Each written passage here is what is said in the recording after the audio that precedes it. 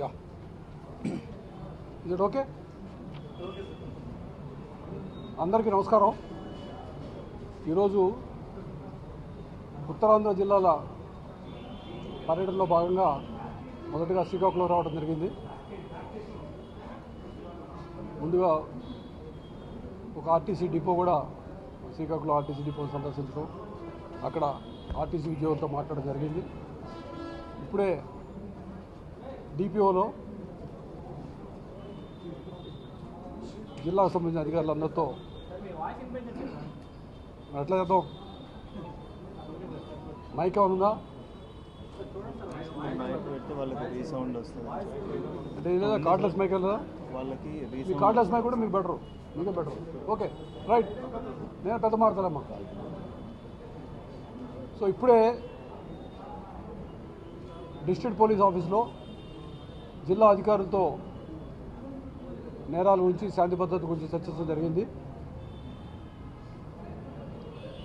నేరాలు ఓవరాల్గా క్రైమ్ 17% తగ్గుదల కనిపించింది ఈ సంవత్సరం 1 ఇయర్గా. అదేవిధంగా మీరు చూస్తూనే ఉన్నారు, శాంతి భద్రతల విషయంలో పూర్తిగా అదుపులో ఉన్నాయి. ఈ మధ్యనే బీహార్ నుంచి వచ్చినటువంటి వెపన్స్తో వచ్చిన గ్యాంగ్ని అరెస్ట్ చేయడం కూడా జరిగింది. వారు ఇక్కడ వేరే వాళ్ళని అటాక్ చేయడం కోసం సుపారీ తీసుకొచ్చిన గ్యాంగ్, వాళ్ళని కూడా అటాక్ చేసి, వాళ్ళు కూడా అటాక్ చేయాలనే ఉద్దేశంతో వచ్చిన వాళ్ళందరినీ అరెస్ట్ చేసి ఇంకొకరిని అరెస్ట్ చేయాల్సి ఉంది. వాళ్ళ దగ్గర రిమాండ్ చేయడం జరిగింది. ఈ జిల్లా వచ్చేటప్పటికి ప్రాధాన్యత అంశాల్లో మనకి ఫస్ట్ ప్రయారిటీ గాంజాయి కంట్రోల్ చేయడం అనేది మెయిన్ ప్రయారిటీ. దీనికి సంబంధించి మీకు తెలుసు, ఆంధ్రప్రదేశ్ రాష్ట్రాన్ని గంజాయి రహిత రాష్ట్రంగా చేయాలనే ఉద్దేశంతో ఎక్కడ చుట్టుపక్కల రాష్ట్రాల్లో పెద్ద ఎత్తున గంజాయి దొరికితే, ఎక్కడ దొరికినా కూడా మూలాలు ఉత్తరాంధ్ర ఏజెన్సీ ఏరియా అనేటువంటి పరిస్థితి ఉందని చెప్పి దాన్ని అపప్రద పోవాలని, రాష్ట్రాన్ని గంజాయి రహిత రాష్ట్రంగా తయారు చేయాలనే ఉద్దేశంతో ముఖ్యమంత్రి గారు దానిపైన ఒక క్యాబినెట్ సబ్ కమిటీ ఏర్పాటు చేసి 5 క్యాబినెట్ మంత్రులతో వారిచ్చిన సూచనల మేరకు అనేక కార్యక్రమాలు చేస్తూ, ముఖ్యంగా ఈగిల్ అనేటువంటి ఒక సంస్థని, elite anti narcotic group for law enforcement అనేటువంటి ఒక సంస్థను ఏర్పాటు చేసుకోవడం జరిగింది. దానికి ఒక ఐజీ స్థాయి అధికారిని ఇచ్చి ఎస్పీలని, అడిషనల్ ఎస్పీలని, డిఎస్పీలని, ఇన్స్పెక్టర్లు అందరినీ ఇవ్వడం జరిగింది. ఆల్రెడీ కొంతమంది పోస్ట్ చేయడం జరిగింది. వాళ్ళు ఆల్రెడీ పని స్టార్ట్ చేశారు. జిల్లాలన్నింటితో అనుసంధానం అవుతూ వాళ్ళతో మాట్లాడుతూ ఎలా కంట్రోల్ చేయాలని ప్రయత్నం స్టార్ట్ చేశారు. ఈ మధ్యనే పెద్ద ఎత్తున గంజాయి సాగుని డిస్ట్రాయ్ చేయడం మీరు చూశారు వైఎస్ఆర్ డిస్ట్రిక్ట్లో. ఇవాళ మధ్యాహ్నం పరవాడ ఏరియాలో, అనకాపల్లి జిల్లాలో 39,000 కిలోల సీజ్డ్ గాంజాని డిస్ట్రాయ్ చేయబోతున్నాం. కార్యక్రమం అయ్యాక నేను అక్కడికి వెళ్తాను, అది కూడా వాళ్ళు చేస్తారు, నేను పర్యవేక్షించడం జరుగుతుంది. సంకల్పం అనేటువంటి కార్యక్రమం ద్వారా యువతని, ముఖ్యంగా విద్యార్థుల్ని, కాలేజీ స్కూల్ విద్యార్థులందరినీ కూడా వారికి అవేర్నెస్ కల్పించి అటు దృష్టి మళ్ళకుండా చేయాలనేటువంటి ఆలోచన ఉంది. అదేవిధంగా సోర్స్ దగ్గర దాన్ని సోర్స్లోనే, అంటే సాగునే టోటల్గా కంట్రోల్ చేయడం, రవాణాను కంట్రోల్ చేయడం, ఎక్కడైనా కన్సంప్షన్లో దాన్ని కూడా కేసులు పెట్టడం, ఆ ద్వారా చేయడం ద్వారా టోటల్ కంట్రోల్ చేయాలని చెప్పి ఆలోచనలో ఉన్నాం. చెక్ పోస్ట్ కూడా పెంచాము. సో ఈ విధంగా చర్యలు తీసుకోవడం వల్ల గంజాయిని పూర్తిగా కంట్రోల్ చేయాలనే ఆలోచనలో ఉన్నాం. రెండవది, సంకల్పంలోనే ఇంకో భాగం సైబర్ క్రైమ్లో చాలా పెద్ద ఎత్తున జరుగుతూ ఉంది. ఇప్పుడు మొత్తం దేశం మొత్తంలో జరుగుతుంది, రాష్ట్రంలో కూడా సైబర్ క్రైమ్ పెరిగింది. నేను మన గణాంకాలు చూపించాను, మిగతా అన్ని క్రైమ్స్ దగ్గర సైబర్ క్రైమ్ పెరిగింది. ఇది దేశవ్యాప్తంగా జరుగుతున్న విషయం కాబట్టి పెద్దగా మేము ఆందోళన చెందవలసిన విషయం, కానీ దానికి పూర్తిగా మేము టెన్షన్లోకి వెళ్లకుండా దాన్ని ఏ విధంగా కంట్రోల్ చేయాలని చెప్పి ఆలోచించినప్పుడు ప్రతి జిల్లాలో కూడా ఒక సైబర్ క్రైమ్ పోలీస్ స్టేషన్ పెట్టాలని, అదేవిధంగా ఎక్స్పర్ట్స్ని వాడుకొని సైబర్ క్రైమ్ ఎప్పటికప్పుడు కంట్రోల్ చేయాలని, దాన్ని కూడా మించి ప్రజల్లో మంచి అవగాహన తీసుకోవాలని. అంటే డిజిటల్ అరెస్ట్ అనేది అసలు లేదు, తెలియక చాలామంది డబ్బులు కట్టేస్తున్నారు, ట్రాన్స్ఫర్ చేస్తున్నారు. సో డిజిటల్ అరెస్ట్ అనేది చట్టంలో లేని విషయము అన్న విషయం తెలియజేయాలని, అదేవిధంగా వేరే విధంగా ఎవరైనా ఫోన్ చేసినా డబ్బులు ట్రాన్స్ఫర్ చేయడం ఇచ్చేదని చెప్పి ప్రజలందరిలో అవగాహన కల్పించడానికి ప్రయత్నం చేస్తూ ఉన్నాం. అవగాహన ద్వారా ప్రివెంట్ చేయడమే సైబర్ క్రైమ్కి ఏకైక సూత్రం. జరిగాక దాన్ని డిటెక్ట్ చేయడం చాలా కష్టం అవుతుంది. ఎందుకంటే తొందరగా ఒక అకౌంట్ నుంచి ఇంకో అకౌంట్లోకి వెళ్ళిపోయి ఎక్కడో వేరే దేశంలోకి వెళ్ళిపోతుంది అమౌంట్, అది పట్టుకోవడం కష్టం అవుతుంది. కాబట్టి అవేర్నెస్ అందరిలో అవగాహన కల్పించాలని చెప్పి ప్రయత్నం చేస్తూ ఉన్నాం. ఇది కాకుండా ఈ మధ్య డిస్టర్బింగ్గా ఉన్న విషయం జనరల్గా ఏంటంటే, ఒక గత కొద్ది సంవత్సరాలుగా 2-3 సంవత్సరాలుగా జరుగుతున్నట్టు క్రైమ్ విషయాన్ని తెలిసిన విషయం ఏంటంటే, చిన్న పిల్లల మీద, అది ఆడపిల్లలు కావచ్చు మగ పిల్లలు కావచ్చు, ముఖ్యంగా ఆడపిల్లల మీద లైంగిక అత్యాచారం జరగడం, అదేవిధంగా మహిళలపై, ఇంకా చెప్పాలంటే వృద్ధులపై, 70 సంవత్సరాల యువతపై 2-3 కేసులు జరిగినాయి. అట్లాంటివి చాలా, అంటే ఇది సమాజానికి సిగ్గుపడాల్సినటువంటి క్రైమ్. ఇది it is a crime against the society.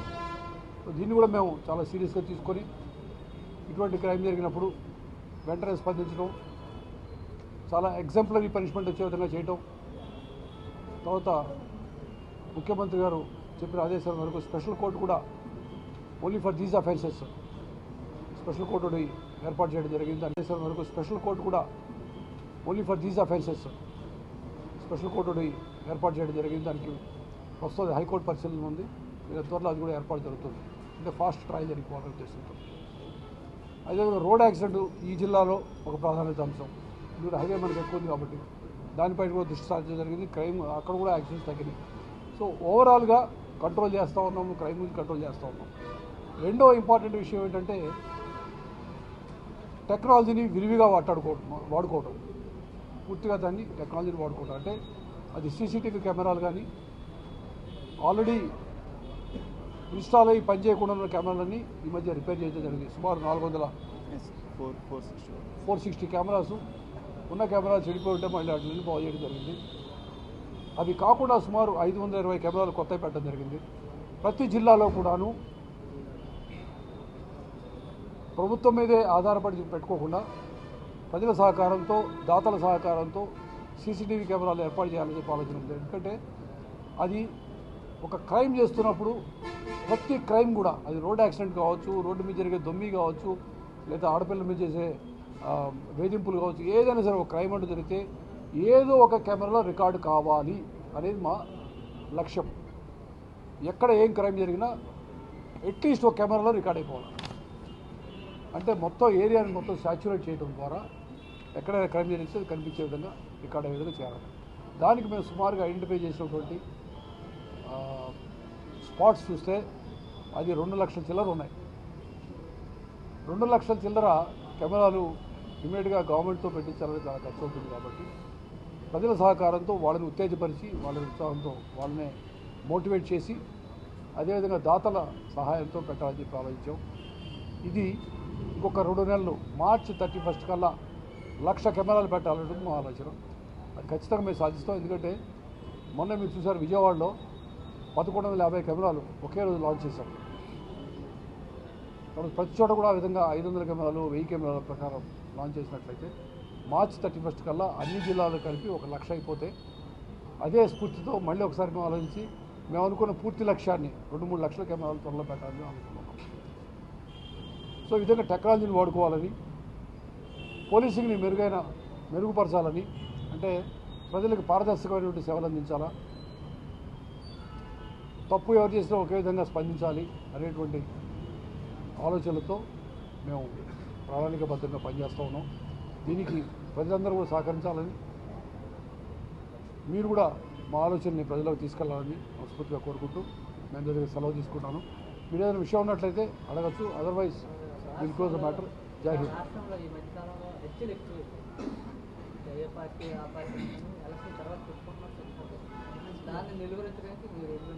అంటే యాక్చువల్లీ అండి, నేను మళ్ళీ చెప్తాను, అంటే ఓవరాల్గా క్రైము ఎక్సెప్ట్ సైబర్ క్రైము అన్నీ కూడా తగ్గినాయి. నా దగ్గర ఎగ్జాక్ట్గా ఫిగర్ లేదు. ఒక్క సైబర్ క్రైమ్ చెప్పేదాన్ని కూడా తగ్గినాయి. మీరు అన్నట్టు తగ్గినాయి సరిపోద్దా? ఇంకా తగ్గించాలి కదా, లేదా హత్యలే జరగకూడదు కదా, ముఖ్యమంత్రి గారు జీరో క్రైమ్ చేయమంటున్నారు కదా, తగ్గితే సరిపోదు కదా మీరు అనొచ్చు. ఆ దిశగా ఖచ్చితంగా మేము ప్రయత్నిస్తాం. నేను ముఖ్యమంత్రి గారు ఎప్పుడు చెప్పేదంటే జీరో క్రైమ్ అంటే క్రైమే ఉండకూడదని, అది లక్ష్యం. వీళ్ళంతా తగ్గించడానికి ప్రయత్నిస్తాం.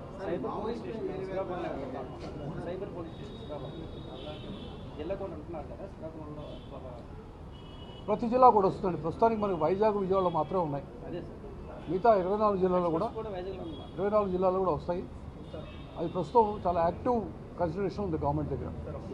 అది ప్రతి స్టేషన్ కూడా ఓ డిఎస్పీ స్థాయి అధికారిని ఎస్హెచ్ఓని పెట్టి టెక్నికల్ టీం కూడా పెట్టుకోమని చెప్పి దానికి సంబంధించిన శాంక్షన్స్ కూడా అయ్యాము. ఎందుకంటే పూర్తిగా మన ఎస్ఐలు, మన కానిస్టేబుల్సే పూర్తిగా చేయలేకపోవచ్చు. వాళ్ళు ఎంత రొటేషన్ చేసి ఎంత ట్రైనింగ్ ఇచ్చినా కూడా ట్రైనింగ్ ఇస్తామని చేస్తాం. బట్ కొత్త ఎక్స్పర్ట్స్ మొదలు పెట్టుకోవాలి. ఫర్ ఎగ్జాంపుల్ మనం సోషల్ మీడియా అఫెన్స్ జరిగినప్పుడు వాళ్ళు ఎవరో కూడా మాకు తెలియచేది కాదు. ఎందుకంటే మాస్క్ ఐడెంటిటీ కనిపించేది కాదు, పేరు కనిపించేది కాదు, ఈమెయిల్ కనపడదు. సో అటువంటిప్పుడు టెక్నికల్ ఎక్స్పర్ట్స్ని వాడుకోవడం ద్వారానే మేము వాటిని బ్రేక్ చేయగలిగాం. కాబట్టి అర్థంగా చేయాలని ప్రయత్నిస్తాం.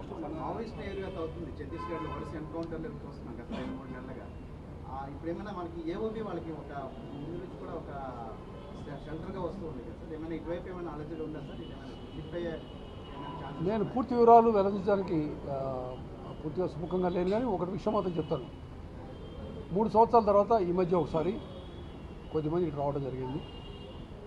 మనం ఆపరేషన్స్ పెంచడం వలన అందులో సుమారు 30 మందిలో 13 మంది పార్టీ విధులు వెళ్ళిపోయారు.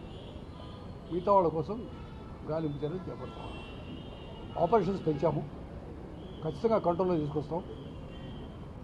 అది పక్క రాష్ట్రాల్లో ఆపరేషన్స్ చేస్తే ఆంధ్రప్రదేశ్ షెల్టర్గా వాడుకునేంత అసమర్థంగా మా పోలీసు ఉండదు అన్న విషయం ఖచ్చితంగా మేము తెలియజేస్తాం. So our police is always prepared, our teams are ready for anything. కాబట్టి కంగారు పడాల్సిన అవసరం లేదు. మేము ఖచ్చితంగా దాన్ని బయట రాష్ట్రాల్లో చేయటం వల్ల ఇటు వచ్చేటువంటి ఇన్ఫ్లక్స్ని కంట్రోల్ చేస్తాం. సార్, జిల్లా పరంగా చూసుకుంటే క్రైమ్ డిటెక్షన్ ఇటీవల కాలంలో పెరిగిందంటారు, అదే క్రైమ్ శాతం తగ్గిందంటున్నారు. ఆ విధంగా చూసుకుంటే చోరీల్లో ఎక్కువగా ఇటీవల కాలంలో మహిళలపై దాడులు చేసి మరి వీలుంటే హత్యలు చేసి మరి ఇక్కడైతే మా జిల్లాలో ఇన్సిడెంట్ 4 హత్యలు అలాగే జరిగాయి సార్. ఇక్కడ వద్రపుత్తూరు, తర్వాత రీసెంట్గా ఇప్పుడు ఇక్కడ టౌన్లో న్యూ కాలనీలో, మరి 2 చోట్ల కూడా మహిళల్ని తలల బద్దలు కొట్టు కూడా ఇచ్చాపురంలో దగ్గర కవిటి, ఈ 3 సంఘటనల్లో కూడా తలల బద్దలు కొట్టి మరీ చోరీలు చేస్తున్నారు. అయినా ఇంకా చోరీలు అనేవి ఆగట్లేదు సార్. అలాగే గంజాయి షాప్ కూడా మ్యాక్సిమం నిలువరించామని అంటున్నారు, కానీ ఇంకా అయితే అక్రమ రవాణా అనేది ఆగట్లేదు సార్. నేను మీరు అడిగారు కాబట్టి కాగితం చూసి మరి చెప్తాను. ఓవరాల్గా 2023లో 11,017 కేసులు నమోదైతే 2024లో 9,435 కేసులు, అంటే 17% తగ్గింది క్రైమ్ రేటు. అందులో మర్డర్స్ 36% తగ్గింది. వైట్ కాలర్ అఫెన్సెస్ 23% తగ్గింది. Kidnap cases 17%. Crime against women, మహిళల పట్ల నేరాలు 10% తగ్గింది. ఎస్సీ ఎస్టీ కేసెస్ విషయంలో ఆ దిశగా ఖచ్చితంగా మేము ప్రయత్నిస్తాం. నేను ముఖ్యమంత్రి గారు ఎప్పుడు చెప్పేదంటే జీరో క్రైమ్ అంటే క్రైమే ఉండకూడదని, అది లక్ష్యం. వీళ్ళంతా తగ్గించడానికి ప్రయత్నిస్తాం.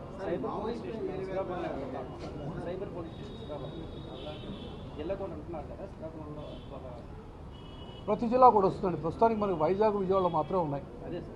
మిగతా 24 జిల్లాల్లో కూడా వస్తాయి. అది ప్రస్తుతం చాలా యాక్టివ్ కన్సిడరేషన్ ఉంది గవర్నమెంట్ దగ్గర.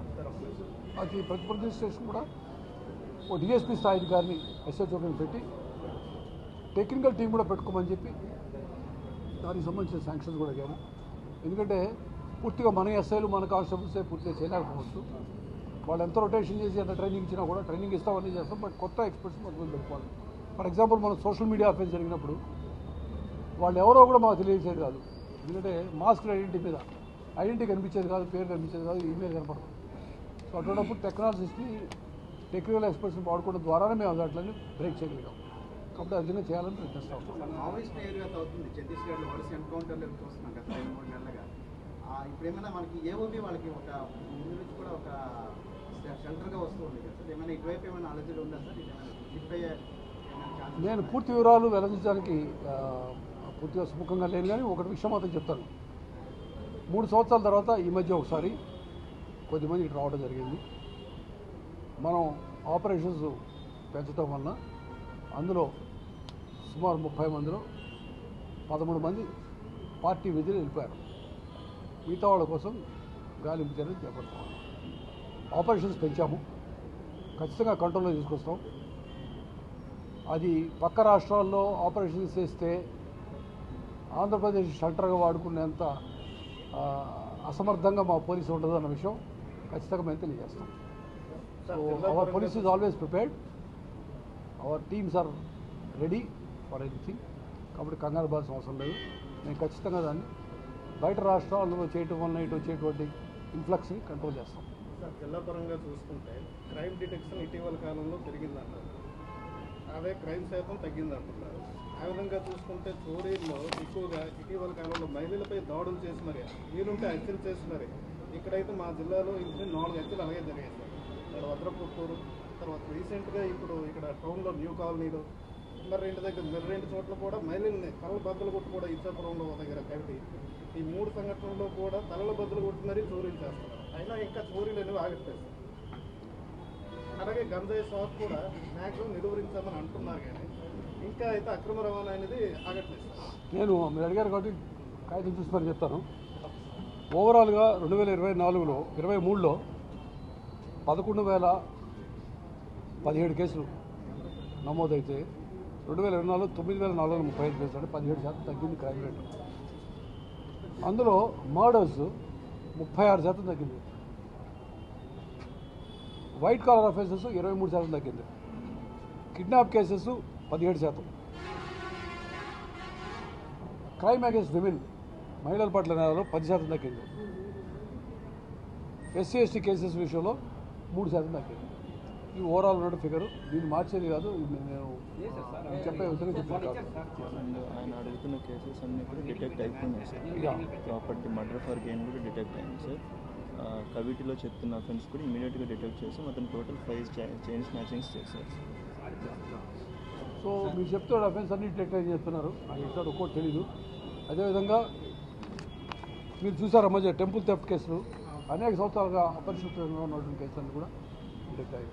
2-2.5 సంవత్సరాలుగా అదే కట్టే ఉండిపోయింది వాటిని డిటెక్ట్ అయ్యింది. సో మనం ఏంటంటే, నేను చెప్పేది ఏంటంటే, మా పోలీసుని ఒక విధంగా సమాయత్తం చేసాం. అంటే కొంచెం నేనేదో విపరీతమైన మార్పు తీసుకొచ్చాను 7 నెలల్లో అని చెప్పను, కానీ కొంచెం స్తబ్దంగా ఉన్నటువంటి పోలీస్ ఫోర్స్ని మోటివేట్ చేసి వెంబడబడి యాక్టివ్గా తయారు చేయగలుగుతాం. అంటే ఏ విధంగా అంటే, ఒక అఫెన్స్ జరిగితే పొద్దున లేదా రాత్రి కూడా అఫెన్స్ జరిగితే ఫింగర్ ప్రింట్ టీమ్ వెళ్ళిపోయి 2-3 గంటల్లో ఎవరిది ఫింగర్ ప్రింట్స్ అని చెప్పడం, ఆ తర్వాత ఒక 24 గంటల్లో మనిషిని పట్టుకోవడం, ముద్దాయిని పట్టుకోవడం జరిగింది. సో ఆ విధమైనటువంటి స్పీడ్ మేము సాధించగలిగాం ఒక ప్రాపర్టీ అఫెన్స్ విషయంలో జరిగింది. అదేవిధంగా ఒక ఇంకా మీరు అన్నట్టు హత్యలు కానీ ఏదైనా బాడీ అఫెన్స్ కానీ ఇంకోటి జరిగినప్పుడు CCTV కెమెరాల సహాయంతో, తర్వాత అదేవిధంగా అదర్ టెక్నాలజీ అన్నీ చెప్పండి నేను ఇవాళ, టెక్నాలజీ సహాయంతో ఇమ్మీడియట్గా ముద్దాయిలు పట్టుకోవడం అవకాశం లేదు. సో ఏది అయినప్పటికీ మా వాళ్ళు నేను చెప్పేది అంటే, పోలీస్ ఫోర్స్ సమాయత్తం చేయగలిగాం కింది స్థాయిలో అందరూ కూడా విల్లింగ్గా పనిచేసే విధంగా చేశాం. ఆ విధంగా అద్భుతమైన ఫలితాలు సాధించారు. వారికి ఒకసారి అందరినీ అభినందించడానికి, అదేవిధంగా వాళ్ళందరికీ ఒకసారి ప్రత్యేకంగా థ్యాంక్స్ చెప్పి వెళ్దాం. శ్రీకాకుళం జిల్లాలో ఈ బ్యాక్ అండ్ డెన్ను శాండ్ అక్రమ రవాణా ఎక్కువ జరుగుతుంది సార్. పైడి భీమాలలో అక్కడ చెక్ పోస్ట్ అని పెట్టారు, కానీ అంత రిజల్ట్ లేదు సార్. అక్కడ ఏం నమోదవుతున్నాయో ఏం నమోదవుతుందో తెలియట్లేదు. బ్యాక్ అండ్ డెన్ కూడా ఈ మధ్య SP గారు టాస్క్ ఫోర్స్ పెట్టి అసలు అడవి కొద్దిగా పట్టుకుంటున్నారు, కానీ యాక్చువల్గా జిల్లా వ్యాప్తంగా ఉన్నాయి సార్, జిల్లా కేంద్రంలో కూడా ఉన్నాయి సార్. మేము ఖచ్చితంగా దృష్టి సారిస్తాం. సార్ ఇంకొకటి, రాష్ట్ర విభజన శాఖ పోలీసు శాఖలో పదోన్నతులకు ఆటంకం కల్పిస్తుంది. రీసెంట్గా SP CAని DSP ప్రమోషన్, మీ హయాంలో వారికి చిరకాల కాలం నెరవేరే అవకాశం ఖచ్చితంగా ఉందండి. ఎందుకంటే ఈ విభజన వల్ల జరిగిన వాటిలో కొన్ని ఎక్స్ట్రా శాంక్షన్స్ రావడం వాళ్ళకి కొంచెం ఎక్స్ట్రా ముందుగా ప్రమోషన్ వచ్చి ఉండొచ్చు. కానీ ఒకటి నిజం, అనేక స్థాయిల్లో మన వాళ్ళు కూడా వెంటనే ప్రమోషన్ వచ్చినాయి. కాకపోతే అక్కడ కొన్ని ఎక్స్ట్రా పోస్టులు శాంక్షన్ చేసుకున్నారు. దానివల్ల మనం కొంచెం వెనకపడడం జరిగింది. అన్నీ కూడాను ఇప్పుడు ఇంకొక 2-3 రోజుల్లోపు ఇన్స్పెక్టర్ టు డిఎస్పీ ప్రమోషన్ అవ్వడం జరుగుతుంది. వాళ్ళకు కూడా ఇస్తాము. ఇచ్చిన తర్వాత ఇంకా వాళ్ళ పోస్టింగ్స్ అది వీళ్ళైతే 2-3 రోజులు చేసేసి క్లోజ్ చేయడం జరుగుతుంది. Okay right sir, thank you. మదనపల్లిలో ఫైల్ దగ్గర కోర్టుకు సంబంధించి మీరు డైరెక్ట్గా వెళ్ళారు, రాజకీయ ప్రమేయం ఉందన్నారు, ఎంతవరకు వచ్చింది? అది ప్రస్తుతం సిఐడిలో ఉందండి, అది చేస్తున్నారు. చాలా వరకు వచ్చేసి సిఐడి సార్ విశాఖలో తెరపై తర్వాత చెప్తారు. విశాఖలో తెరపైకి వచ్చిన ఆన్లైన్ క్రికెట్ బెట్టింగ్ పోలీసులు ఉందా? ఇక్కడైతే బెట్టింగ్ ఇప్పటివరకు ఏం కనెక్ట్ కాలేదు సార్.